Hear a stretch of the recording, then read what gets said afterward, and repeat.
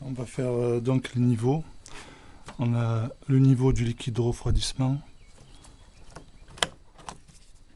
On tourne et on regarde effectivement s'il est au niveau de la flèche. Ici il y a une flèche. Là, il y a une flèche ici qui indique en fait le trait qui est tout au long, tout autour. Donc moi, il me manque un petit peu. Il me manque bien, je pense, un bon demi-litre, voire plus. Ça, je vais le faire. Ensuite, pour vidanger, tous les 5 ans, on peut vidanger. Hein. Alors ça se fait en dessous.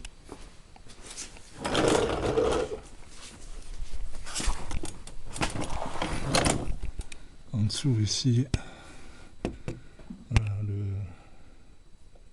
bouchon rouge, le bouchon de vidange qui se trouve en bas du radiateur, ou bien sur la durite ici. On peut le faire aussi par là. Bon, le mieux c'est de faire les deux.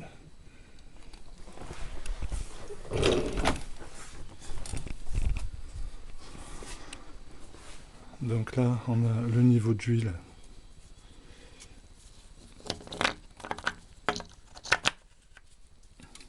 Niveau d'huile entre les deux traits rouges. Il faut que l'huile soit entre les deux traits rouges. Voilà, exactement comme ça. Surtout pas qu'il y en ait jusqu'au maxi. Le premier point rouge, c'est le minimum sur le haut du point rouge. Et sur le bas du deuxième point de gauche, c'est le maximum. Donc il faut éviter d'être au maximum. Il faut être là à peu près à la moitié ou légèrement au-dessus. Donc niveau d'huile. Ensuite ici on a niveau à faire du fluide hydraulique. Donc ici là. Donc on tire, il y a une jauge ici. Pareil, minimum, maximum. Mini, maxi. Voilà. Donc moi, je suis un mini. Là, il faut que je refasse, que j'en remette.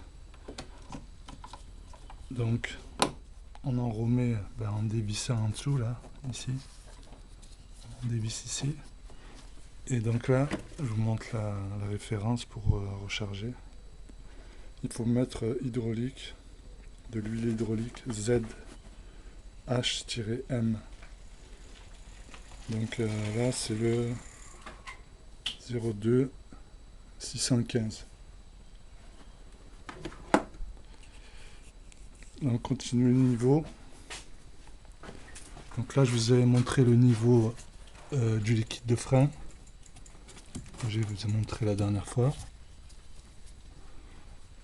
Là, on a le niveau du lave-glace, ici, avec la pompe de lave-glace. Là, des fois, elle ne fonctionne pas. Donc, on utilise un lave-glace classique. Donc, sur le tour, sur les niveaux, on a à peu près tout vu. Voilà, bonne route.